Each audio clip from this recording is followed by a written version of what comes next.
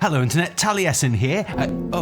Oh no, sorry, apparently a player with that name already exists. Okay, well, Taliesin here, and welcome to another episode of the Weekly Reset, Taliesin and Evertel's wondrous wisdom show. In a week where we got to explore the new zone of Zul Aman and play its story and dungeons and delves, and also discover some big REDBOT news about the future patches of Midnight, which I cannot wait to talk to you about. But we also saw some big housing updates on the alpha, just in time for everyone to get a go of it on the PTR this week. So much to cover, but before any of that, let's have a little bit of quality Evertel time with the news rundown. Welcome to Evie's News Rundown. Let's run down. Hang on, before I start, I'm just gonna start looting this mob in Suramar, and hopefully it'll be done by the time I finish the section. Yes, Legion Remix is a week old, and so you've already maxed out your artifact and bought all the stuff you want, right? Obviously, it's a laggy, messy, joyous shit show,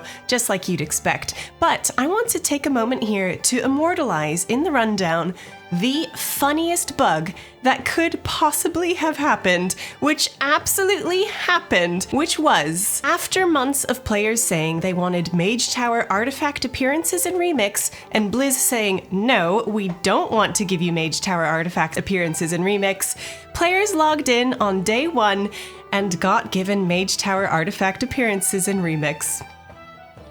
Literally for nothing, just for logging in. It was a Disco Cat and Werebear bonanza, but it's over now. The appearances are gone, or soon to be gone, and it's already old news. But man, the one thing Blizz definitely didn't want to happen. Maybe next week we'll all log into Dalaran to find our character's hair showing under our hats, and Blizz would hotfix that out too, I bet, the monsters. Don't get comfy though, because 11.2.7 will be on the PTR by the time you watch this, including the player housing stress test open to all, and the only thing in the game that has potential to be even more of a shit show than trying to fight or loot or fly or do anything in Remix Suramar. Make sure you join in the carnage and get your first taste of housing, because honestly, it's beautiful. You're going to like it. There's the Pandaren Heritage Armor, which is actually kind of out there in some of its choices, but also has more than enough ropes and beads to make any monk player feel right at home. There's the return of the Brawlers Guild with new tweaks to the classic fights and housing decor rewards. Man, Blizz is gonna get me doing any old shit from now on, aren't they? All it's gonna take is giving me like a sink or a shelf or something, and I'll be like, yeah, I'll stand around for 20 minutes in the Brawlers Guild waiting for my turn to get instantly smashed by a boss I haven't bothered looking up on Wowhead yet for a shelf or some shit. Sign me up. There's also the introduction of the new catch-up experience, aimed at players who have been away for a little bit to spend some time dicking around in Arathi Highlands, getting used to the UI and controls again before they pick up where they left off. If you haven't been online for 60 days or more, you'll get a prompt asking you if you'd like to start the catch-up quest line when you log in for the first time, and there's also an option in the game menu to start it at any time for anyone. We tested it on the alpha, and it's actually really good. Story-wise, it's way better than it needs to be. You go gallivanting off over the Arathi Highlands with Jaina and Thrall, all voice acted, fighting baddies and dispensing justice, and there's more than enough here to get you familiar with the game and your class again, including, yes, a bit where you have to interrupt a robot's cast, which won't be a reminder to a lot of players so much as a mind-blowing, revolutionary educational epiphany. No, mages, believe it or not, this is not a new feature. It's always been in the game. Combined with the upcoming semi-curated Dragonflight and War Within catch-up experiences, and lore walking, of course,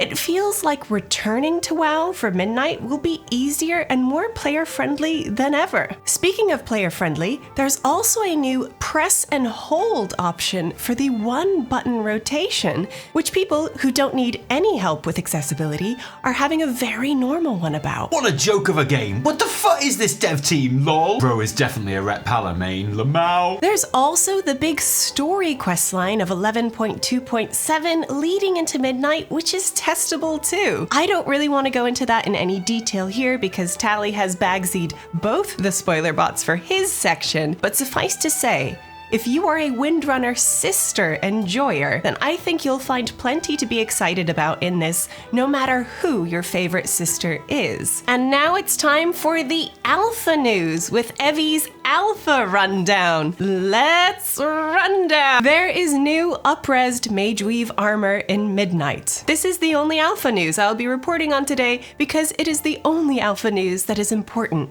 There is Mageweave armor. It has the option to be a bit more modest than you remember, or exactly as slutty as you remember, or in the case of the male model, borderline illegal, and it's glorious. I don't know what you have to do to get it, but Blizz, I want you to know, I will do any old shit. Some stupid world event, Winter Veil stuff I never do, dastardly duos? Okay, maybe not dastardly duos, but basically anything else. And with that, my loot is ready, and no, don't wait for me, I'll catch you up. As Evie said, player housing will be testable on the PTR this week, Monday the 13th of October through Thursday. In the meantime, we got a new alpha build with even more cool housing stuff snuck in for us to play with, like exterior customization. At last! I've been waiting for this one, especially excitedly, for months now. You can move your house anywhere around your plot. If you accidentally click on a house on a neighboring plot, like Evie did, and you're really lucky with alpha bugs, then you might even be able to pick that not your house up and put it on your plot next to your house, and then you'll have two houses, which is like twice as good. You can turn the house to face whichever way you like. There's a barbershop style UI for customizing the outside of the building, including the racial style, although only human in the Alliance neighborhood and orc in the Horde one so far is actually usable, but remember, Night Elf and Blood Elf gaffs will also be an option at launch. In fact, your options in general right now are, as usual for this early in alpha,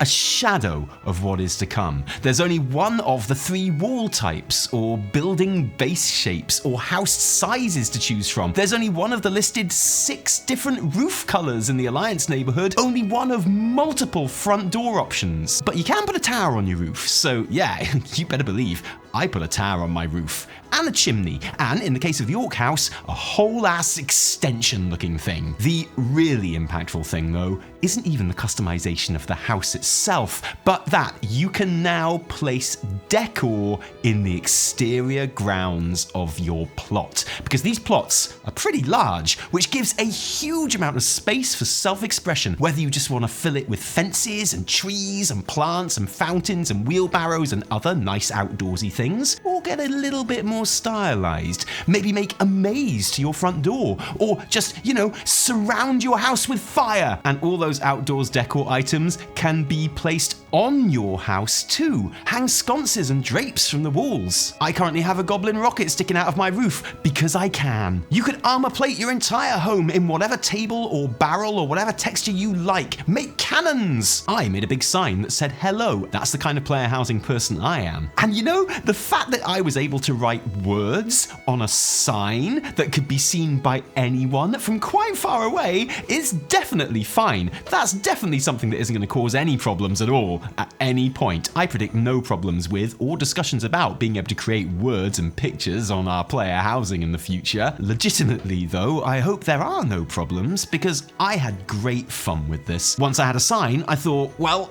I might as well make a little shop. So now the front of my house is a little shop. I love a little shop. It really is kind of wild, the amount of freedom and potential that you have here. But what's really wonderful about all of this is how much it transforms the entire neighborhood. Because overnight, flying around the place was 1000% more interesting. Whereas before, each plot was basically a flat square of nothing with the exact same home in the middle. Now it's a whole world of new environments and biomes that players have built around themselves. And it makes you realize how unique and explorable each individual neighborhood will end up being, with a fraction of the options that we will end up having. And you might well be thinking, well, that's awesome, Tally, but where did you get all of that new decor from? You probably weren't asking that, but you should have been, because now there are loads of vendors in the neighborhood town centers and capitals selling all kinds of stuff, like literally hundreds of items between them,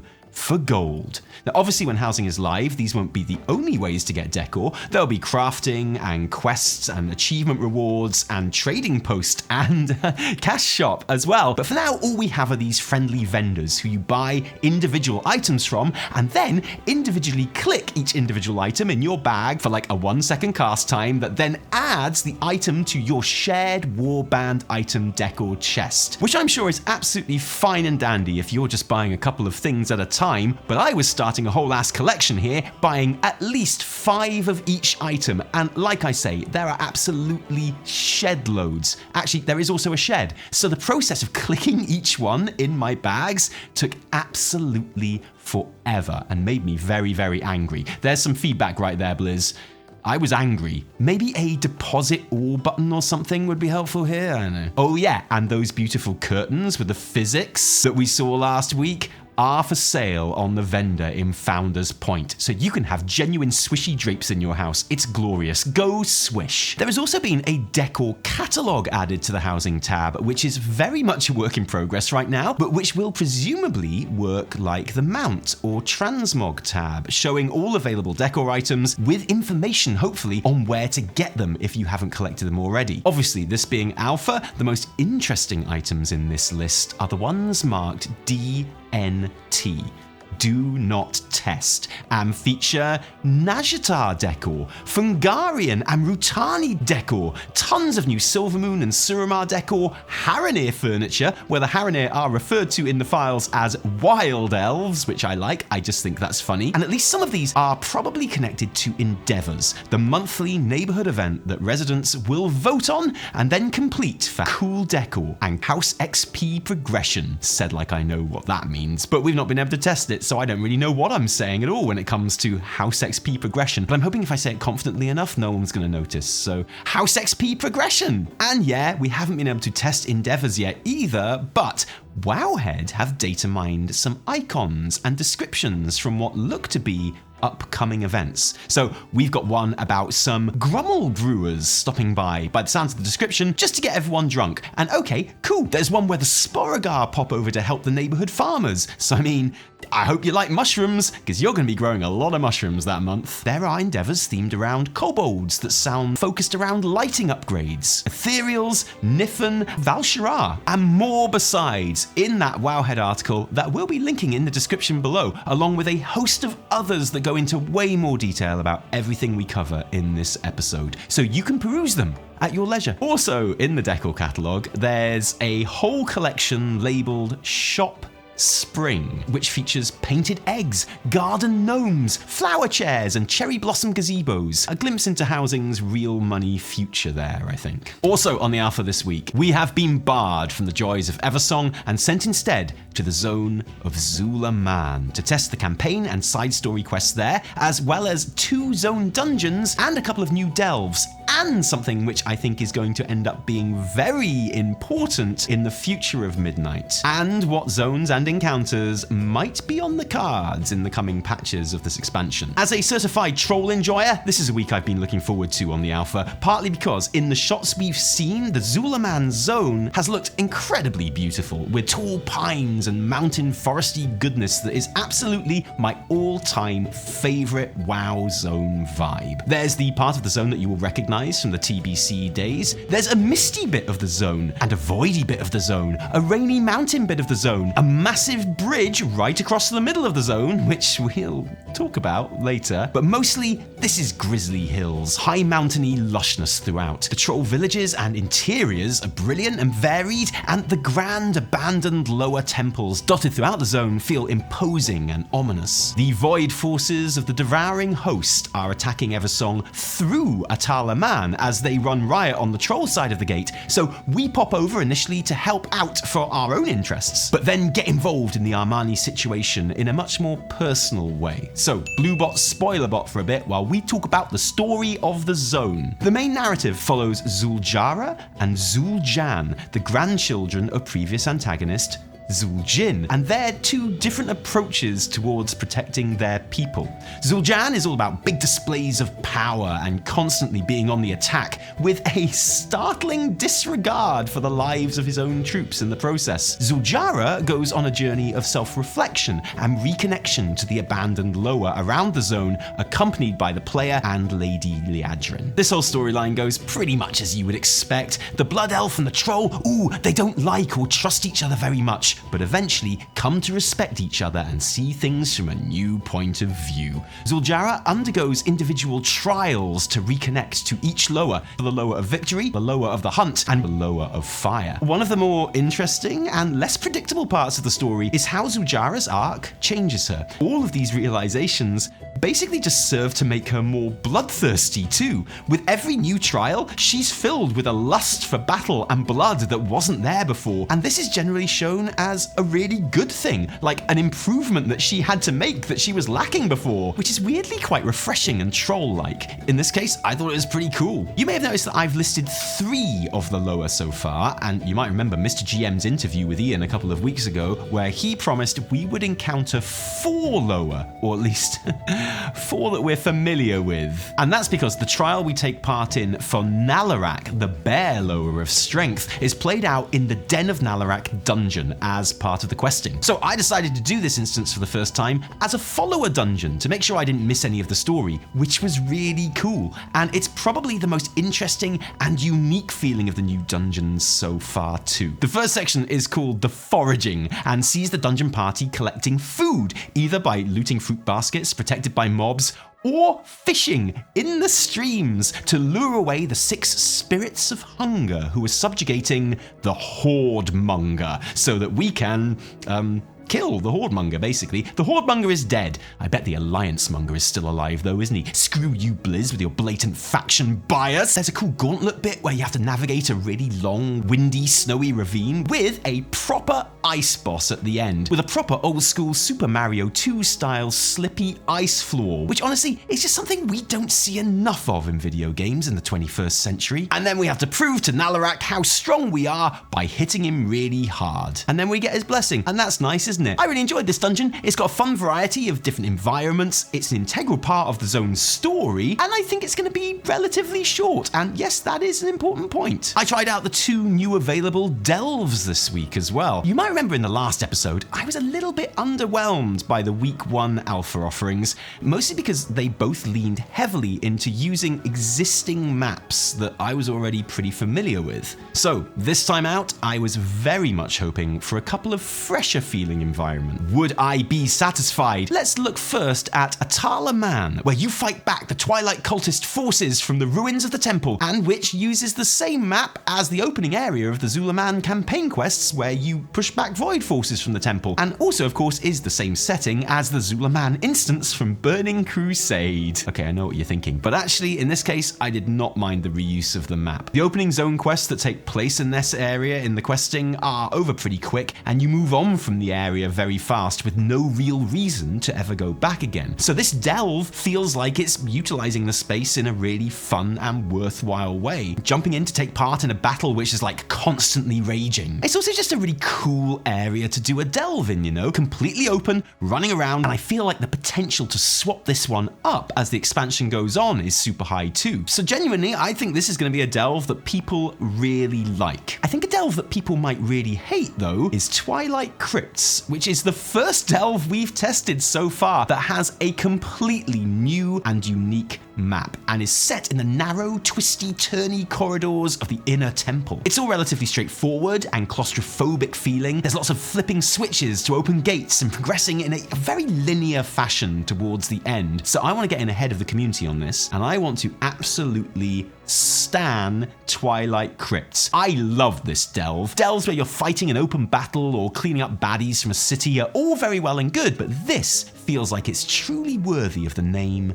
delve, you know? It's got that old school fantasy feel of, yeah, we're going into these old tombs to find treasure, and there's weird little traps and little puzzles and skeletons and shit down here, and that just felt like a great throwback for those reasons. I kept thinking of my old favourite game, Gauntlet, as I was playing it. I mean, Gauntlet 4 was my actual old favourite game, but you know what I mean. I think eventually people might get a little bit bored of the linear nature of this delve and gravitate towards the more open ones, but right now, at least, yeah, Twilight Crypts is my fave. And that's pretty much Zul Aman for now. Today I'll say that as a zone, it hit a lot of the points I was hoping it would, you know? That earthy old WoW feel, a chance to get really immersed in an ancient Azeroth culture, cool old temples and stuff. I totally accept I have a bias here because I love troll shit, but I just love troll shit in WoW, I think it's neat. But I promised you intrigue. I promised you speculation. I promised you a reveal about a future patch location. And Ian Hazakostas in that Mr. GM interview pretty much promised you a new lower that you don't know. So here we go. I'm going to put a REDBOT spoiler up here for reasons that may not be immediately apparent, but believe me,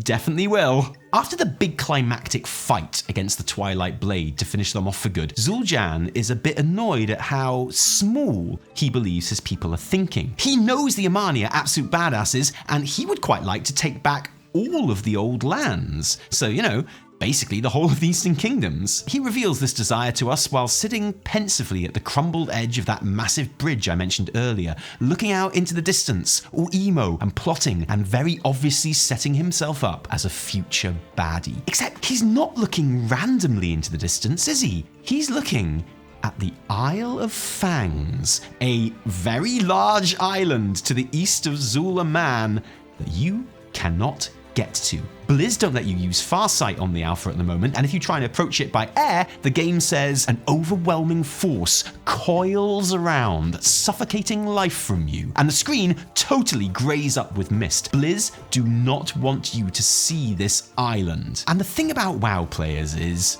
they're WoW players, and they just went and found a way to take lots of screenshots anyway, hence the REDBOT spoiler here. And we have found the Isle of Fangs to be covered in lots of poisonous, misty looking stuff, and also a snake temple, but I'm sure that's nothing. I'm sure that's fine. Clearly the Isle of Fangs is intended to be visited and used in the future. But why? Who lives there? Well, that big bridge that we're sitting on spans all the way from Atal'Aman and clearly was used to connect the temple to something on the isle. It does kind of look like maybe that bridge didn't just fall down with age or neglect, but was purposefully destroyed by the Amani at some point, presumably to keep whatever is on the Isle of Fangs on the Isle of Fangs, which would suggest, wouldn't it, that whatever is on the Isle of Fangs is bad. And you know, this island doesn't exist in the Burning Crusade version of the map, obviously, but there is an interesting little hint on a pre-Burning Crusade concept map of the Eastern Kingdoms on that side of the zone, which is labelled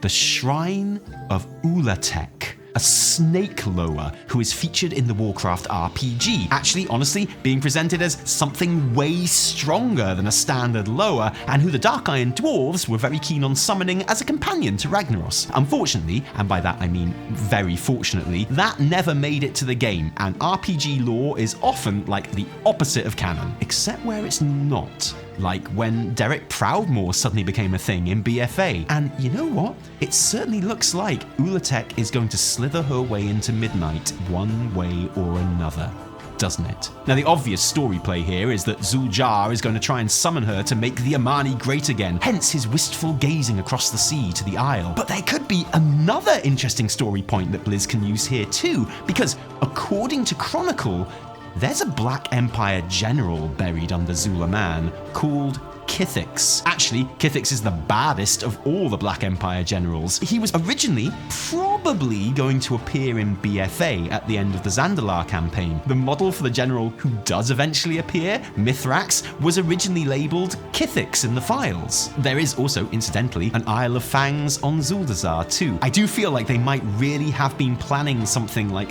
this story for that zone vaguely at some point. But back in Midnight, could there be a cool, bad, lower Black Empire crossover thing about to go down here? And I know what you're thinking. You're thinking, ooh, that sounds fun, Tally. Nice little island to go on, take on some old lower. Sounds like a good, solid 0.7 patch like 12.07 or 12.17, a mini patch zone there, good find. But I don't know, man, if there is Black Empire and Voidy stuff getting involved here, then actually this could tie in very strongly with the main plot of Midnight, and suddenly we could be getting into major patch territory with the Isle of Fangs. Also, and I probably should have mentioned this earlier, but this zone is huge, like as big as Zul Aman, and also, and I definitely should have mentioned this, but there's an instance portal under the water, like a dungeon or raid entrance. Fam, I think this is 12.1. The Isle of Fangs, poison, snakes, maybe Black Empire, ooh, maybe a continuation of the Nalorakk story thread from Dragonflight. I don't know about you, but Snake Lower was not on my 12.1 bingo card. What do we think of this? Let us know in the comments below, including your thoughts on my biggest question: how long is Ulatek? Is she like